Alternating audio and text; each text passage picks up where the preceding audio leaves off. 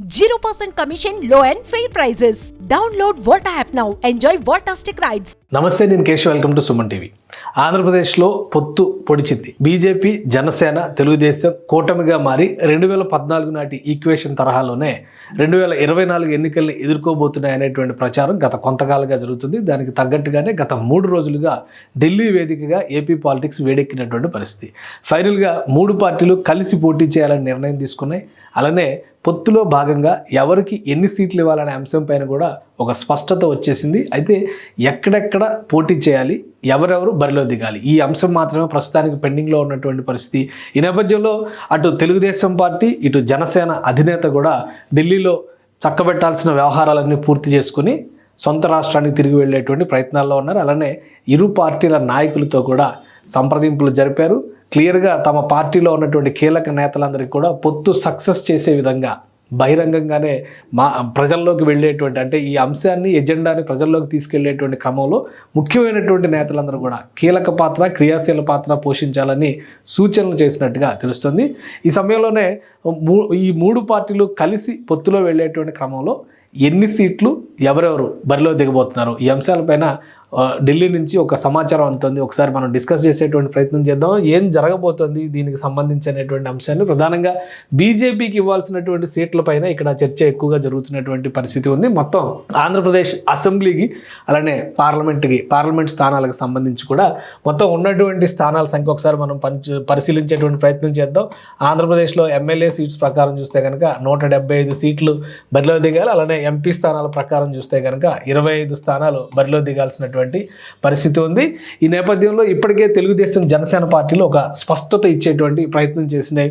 94 చోట్ల టీడీపీ పోటీ చేయబోతోంది ఎమ్మెల్యే సీట్స్కి సంబంధించి. ఈ అంశాన్ని ప్రకటించేసింది టీడీపీ ఆల్రెడీ. దానికి సంబంధించినటువంటి అభ్యర్థుల జాబితాను కూడా వెలువరించినటువంటి పరిస్థితి.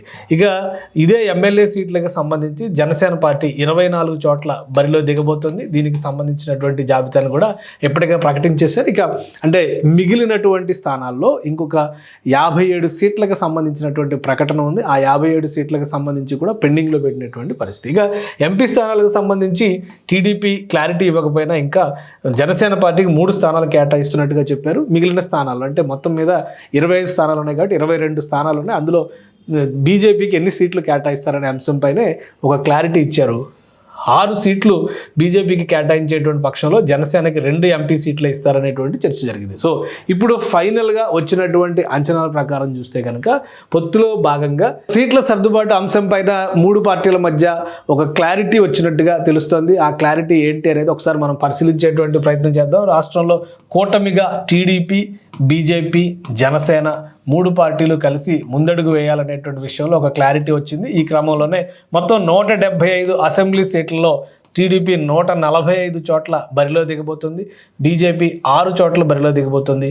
24 చోట్ల జనసేన పార్టీ బరిలో దిగబోతుంది. అంటే ఈ కూటమిలో ఉన్నటువంటి 2 కీలక పక్షాలకి కలిపి 30 సీట్లు ఇవ్వాలనేటువంటి నిర్ణయం అసెంబ్లీకి సంబంధించి టీడీపీ తీసుకున్నట్టుగా, దీనికి సంబంధించి 3 పార్టీలు కూడా ఏకాభిప్రాయానికి వచ్చినట్టుగా సమాచారం ఉంటుంది. ఇక లోక్సభ స్థానాలకు సంబంధించి ఇది ఎమ్మెల్యే సీట్స్ అయితే కనుక లోక్సభ స్థానాలకు సంబంధించి రాష్ట్రంలో 25 లోక్సభ స్థానాలు ఉన్నాయి. 25 లోక్సభ స్థానాల విషయంలో తెలుగుదేశం పార్టీ 17 చోట్ల పోటీ చేయబోతోంది. మిగిలిన 8 స్థానాలని ఈ 2 పార్టీలకి కూడా పంచేటువంటి ప్రయత్నం జరుగుతుంది. ఇందులో భాగంగా బీజేపీ 6 చోట్ల బరిలో దిగబోతుంది. అలానే జనసేన పార్టీ 2 చోట్ల బరిలో దిగబోతుంది. సో ఇది క్లారిటీ, ఒక అండర్స్టాండింగ్ వచ్చేసాయి.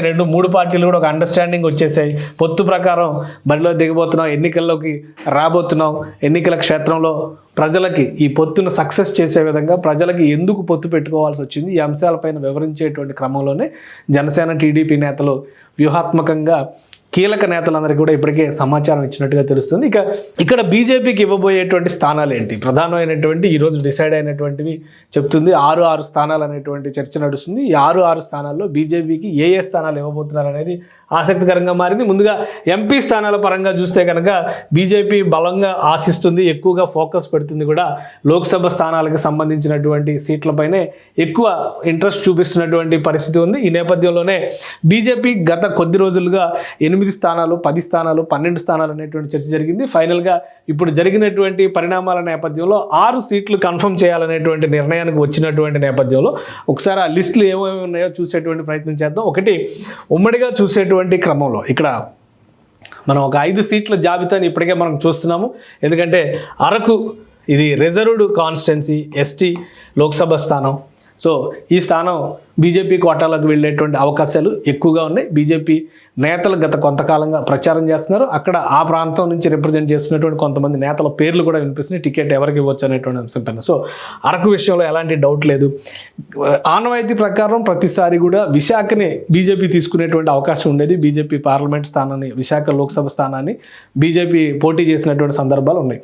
సో ఇప్పుడు విశాఖని వదులుకోవడం ద్వారా రాజమండ్రి లోక్సభ స్థానాన్ని తీసుకోబోతుంది బీజేపీ. గతంలో కూడా రాజమండ్రి నుంచి బీజేపీ నాయకులు రిప్రజెంట్ చేసినటువంటి సందర్భాలు ఉన్నాయి.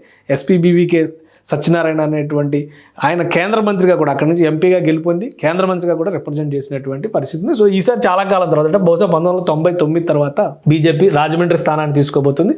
ఆ తర్వాత మరొక స్థానం, అంటే పశ్చిమ గోదావరి జిల్లా పరిధిలో వచ్చేది, చాలా కాలంగా డిస్కషన్లో ఉన్నటువంటి స్థానం నరసాపురం నియోజకవర్గాన్ని బీజేపీ నాయకత్వం కోరుతుంది అనేటువంటిది సమాచారం. ఎందుకంటే అక్కడి నుంచి రఘురామకృష్ణరాజు సిట్టింగ్ ఎంపీగా ఉన్నారు. ఆయన బీజేపీ అధినాయకత్వంతో సత్సంబంధాలు కలిగి ఉన్నారు కాబట్టి ఆయన బరిలో దిగుతారనేటువంటి చర్చ నడుస్తుంది. అయితే నరసాపురం తీసుకోవాలా, ఏలూరు లోక్సభ స్థానం తీసుకోవాలా అనే అంశం పైన ఇంకా ఒక క్లారిటీ రాలేదు.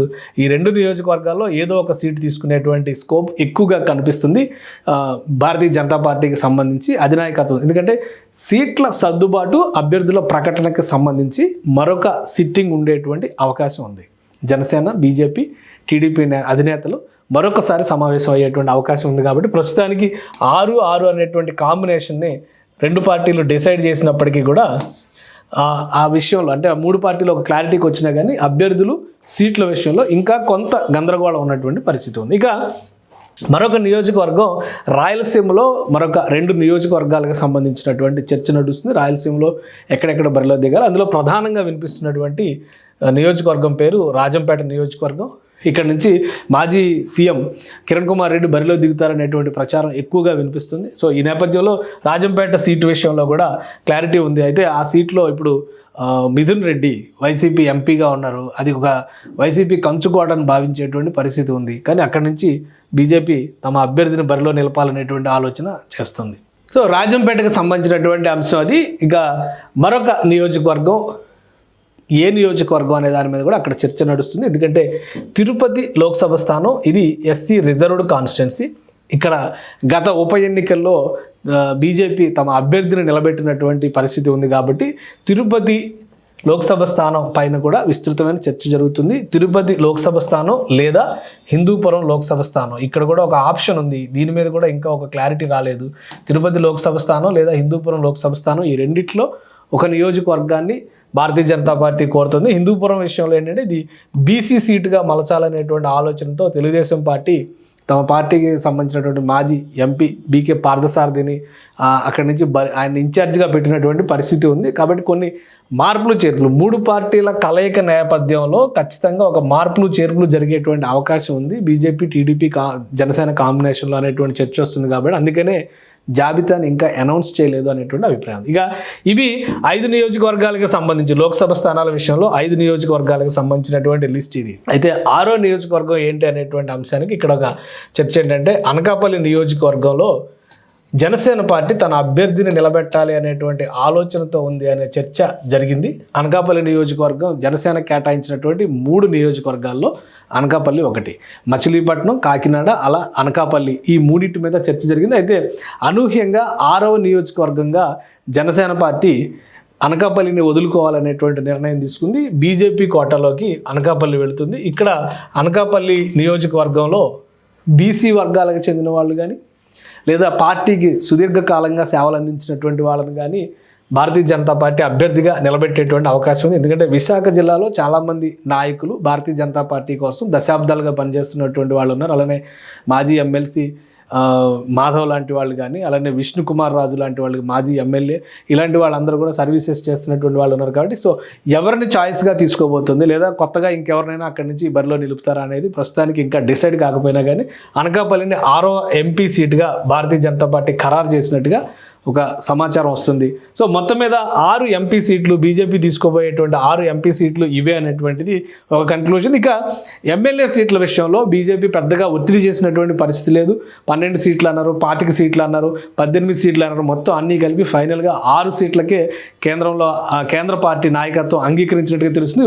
ఈ 6 సీట్లు ఏవి అయి ఉండొచ్చు అనేటువంటి అంశాన్ని కూడా ఒకసారి మనం పరిశీలించేటువంటి ప్రయత్నం చేద్దాం. ప్రస్తుతం భారతీయ జనతా పార్టీ గత ఎన్నికల్లో అంటే 2014 ఎన్నికల్లో కనుక భారతీయ జనతా పార్టీని పరిశీలిస్తే ఆల్మోస్ట్ 12-13 స్థానాల్లో ఆంధ్రప్రదేశ్లో పోటీ చేసినటువంటి పరిస్థితి 2014లో. అయితే 13 స్థానాల్లో పోటీ చేసినప్పుడు కూడా గెలిచింది మాత్రం కేవలం 4 స్థానాలే.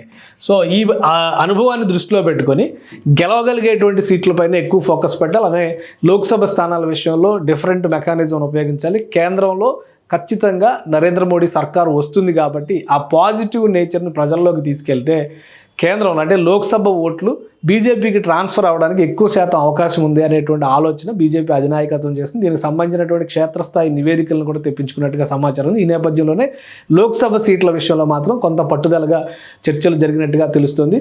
సో ఆ అసెంబ్లీకి సంబంధించినటువంటి 6 సీట్ల విషయంలో ఒక క్లారిటీ ప్రస్తుతానికి షార్ట్ లిస్ట్ చేసినటువంటి నియోజకవర్గాల జాబితాగా మనం దీన్ని ఒకసారి పరిగణలోకి తీసుకొని చూడాల్సి ఉంటుంది. విశాఖ ఉత్తరం ఇది 2014లో విష్ణుకుమార్ రాజు ఇక్కడ ఎమ్మెల్యేగా గెలుపొందినటువంటి సీటు కాబట్టి మరొకసారి విశాఖ ఉత్తర నియోజకవర్గాన్ని భారతీయ జనతా పార్టీకి కేటాయించేటువంటి అవకాశాలు పుష్కలంగా ఉన్నాయి. ఇంకా ఏలూరు లోక్సభ స్థానాన్ని కనుక తీసుకునే లెక్కనైతే ఏలూరు, ఎందుకంటే రాజమండ్రి అర్బన్ 2014లో సిట్టింగ్ ఎమ్మెల్యే ఉన్నటువంటిది బీజేపీకి, అక్కడి నుంచి గెలుపొందినటువంటి స్థానం. అయితే ఈసారి రాజమండ్రిలో ఆల్రెడీ సీట్ల సర్దుబాటు జరిగినటువంటి నేపథ్యంలో రాజమండ్రి సిటీ సీట్ ఇవ్వలేకపోతే ఏలూరు సిటీ సీట్ తీసుకోవాలనేటువంటి ఆలోచన బీజేపీలో చర్చ జరుగుతున్నట్టుగా తెలుస్తుంది. ఎందుకంటే ఇప్పటికే ఇక్కడ అర్బన్ సీటుకి సంబంధించి టీడీపీ అభ్యర్థిని కూడా ప్రకటించినటువంటి పరిస్థితి ఉంది. అందుకని ఏలూరు లేదా రాజమండ్రి అర్బన్ ఈ 2 సీట్లలో ఏదో ఒకటి అసెంబ్లీ సీట్ తీసుకునేటువంటి ఛాన్సెస్ ఉంది. ఇక కైకలూరుకు సంబంధించి ఇది కూడా 2014లో బీజేపీ గెలుపొందినటువంటి స్థానం. కామినేని శ్రీనివాస్ ఇక్కడి నుంచి పోటీ చేసి ఆయన రాష్ట్ర మంత్రివర్గంలో కూడా రిప్రజెంట్ చేశారు. సో అందుకని ఈ సీటు కూడా బీజేపీ కోటాలోకి వెళ్ళేటువంటి అవకాశాలు ఉన్నాయి. అలానే ఉమ్మడి పశ్చిమ గోదావరి జిల్లాలో తాడేపల్లిగూడెం సీటు కూడా 2014 ఎన్నికల్లో గెలుపొందినటువంటి సీటు. అయితే ఈసారి భారతీయ జనసేన పార్టీ ఆ సీటు కోసం పట్టుదలతో ఉన్నటువంటి పరిస్థితి ఉంది కాబట్టి ఆ సీటుని జాబితాలో మినహాయించినట్టుగా తెలుస్తుంది. ఇక ధర్మవరం సీటు విషయంలో కూడా ఒక చర్చ జరుగుతుంది. అక్కడ నుంచి బీజేపీ లీడర్స్ రిప్రజెంటేషన్ ఉంది కాబట్టి అక్కడ నుంచి బీజేపీ కోటాలోకి ఈ సీటు తీసుకోవాలనేటువంటి ఆలోచన ఉంది. తర్వాత జమ్మలమడుగుకు సంబంధించి డిస్కషన్ జరుగుతుంది. రాయలసీమలో ఒక 3 సీట్లు, ఆంధ్రాలో మిగతా చోట్ల ఆంధ్రాలో కోస్టల్ బెల్ట్లో కోస్తా తీరంలో ఒక 3 సీట్లు అనేటువంటి లెక్క వేసినట్టుగా తెలుస్తుంది. ఈ క్రమంలో జమ్మలమడుగుతో పాటు కింద దిగువన ఉన్నటువంటి మదనపల్లి లేదా శ్రీకాళహస్తి ఈ 2 నియోజకవర్గాల్లో ఒక నియోజకవర్గం, అంటే ఇవన్నీ కలిపితే 6 సీట్లు వచ్చేటువంటి అవకాశం ఉంది. 6 సీట్లు ప్లస్ ఎంపీ సీట్లు ఒక 6. ఈ ఫైనల్ కన్క్లూజన్ 12 సీట్లలో భారతీయ జనతా పార్టీ తమ అభ్యర్థులు నిలిపేటువంటి అవకాశాలు ఎక్కువగా కనిపిస్తుంది. ఫైనల్గా అభ్యర్థుల్ని డిసైడ్ చేసేటువంటి విషయంలో కూడా పార్టీలు మారినటువంటి నేతల కంటే దశాబ్దాల తరబడి బీజేపీ ఐడియాలజీతో అసోసియేట్ అయి పనిచేసినటువంటి నేతలకి ప్రాధాన్యం ఇవ్వాలనేటువంటి ఆలోచనతో బీజేపీ కేంద్ర పార్టీ ఉన్నట్టుగా తెలుస్తుంది. ఈ క్రమంలోనే ఇక్కడ నిలబెట్టేటువంటి అభ్యర్థులు రాష్ట్ర నాయకత్వంలో ఇంకా అనేక మంది ఉన్నారు. సోము వీర్రాజు లాంటి వాళ్ళు, వీళ్ళందరి అభ్యర్థిత్వాలను కూడా సీరియస్ కన్సిడరేషన్లోకి తీసుకోవాలనేటువంటి ఆలోచనలో ఉంది.